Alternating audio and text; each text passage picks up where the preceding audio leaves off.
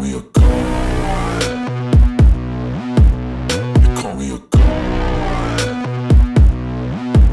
They call me a god. They call me a god. Let's go. I'm about to go off like a weapon. Fuel to the top, gotta feel the tension. In my thoughts.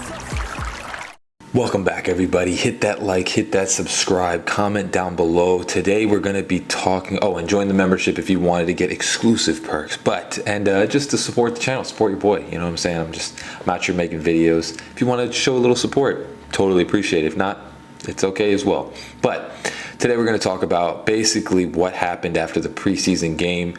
I know it's one day late, but I just wanted to talk about Devon Achane and what he brings to this team. He had the most receiving yards in that preseason game, and he was close to, I think it was second in rushing yards, if I believe it is correct, and I'm pretty sure it is. So basically he had 10 carries for 25 yards, which, it is what it is. But he had 4 receptions for 41 yards. And I want to kind of explain. Obviously, people are going to be going crazy after one preseason game. It's a typical Dolphin type of fan base where they're all just going to start freaking out after one preseason game when we didn't even have our starters in. And they're just going to say, I think there's a guy on somewhere else that I saw that said we're going to be 6-11. Bro, it's preseason. It's like last preseason we spanked the Philadelphia Eagles. They went to the Super Bowl. It means nothing in preseason. People just try and make stories. That's all you got to really understand. Don't freak out. Don't acknowledge these types of people because they just want to gain a little bit of that clout, a little bit of that, something's happening, watch me because I say something dumb on TV and it goes crazy viral or whatever the heck because it's the Dolphins. The thing is we got to understand is that the Dolphins are basically a team that everybody cares about. So when somebody says something dumb, it's going to go viral.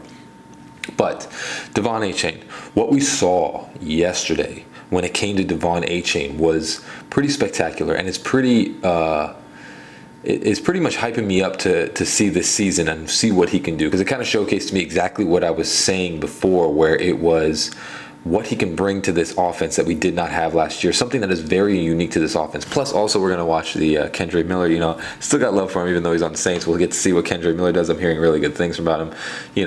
It is what it is. But Devon Achane, what he can bring to this offense, we saw it yesterday, where this guy turns 20-yard gains in just like 2 seconds. He's a flash, and he's 20 yards down the field. So what I was saying before is that the thing is that Tua didn't really have somebody like this.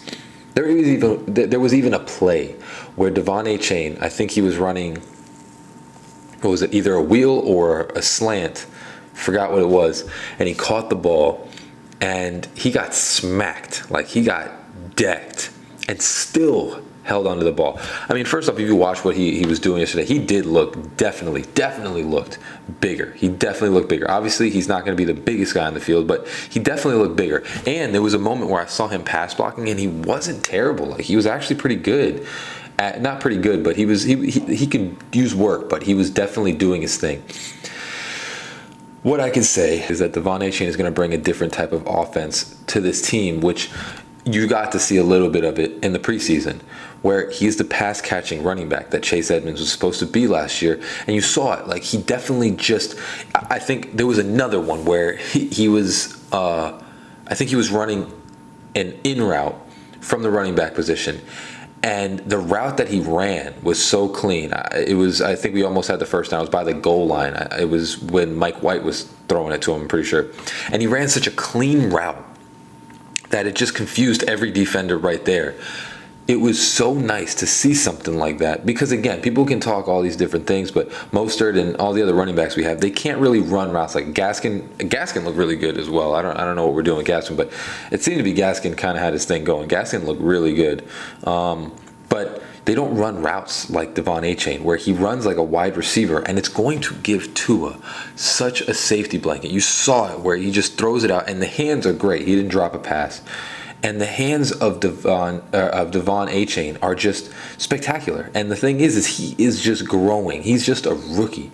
And just the explosiveness of what you see that this guy can do on the field is going to change this offense. Of course, you're going to have the idiots that say because of preseason that our season's in the dumps, which is ridiculous.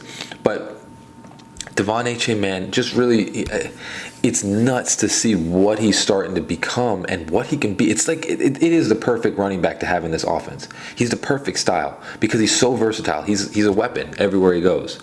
He can be a receiver, he can be a running back, and he just shows the versatility that he has that is going to give such explosiveness, something that we didn't have last year in the running back field, where he can run up the gut, he can do certain things. He needs to get a little bigger, but I think if you watch Finside the NFL, he said it, give him 3 years and he will be a premier running back in this league. Might even be sooner than that because he just has so many things that he can do that other running backs can't.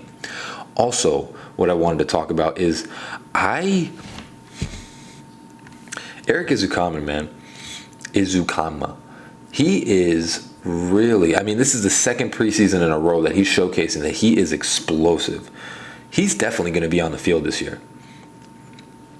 I think with Chosen Anderson, he's nagging injury, but he wasn't really doing a whole bunch in training camp. And honestly, Braxton Berrios, he was good, but he wasn't great yesterday. But the explosiveness of Ezukanma is really just, I'm surprised by it. You don't hear a bunch about what he's doing, but you hear that he makes these catches in training camp.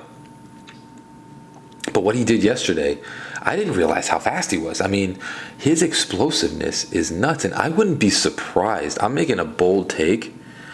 I would not be surprised if he's one of the main rotational receivers in the room and in our field probably by week 8. I would say he's probably going to be in the rotation. He just looks too good to keep out.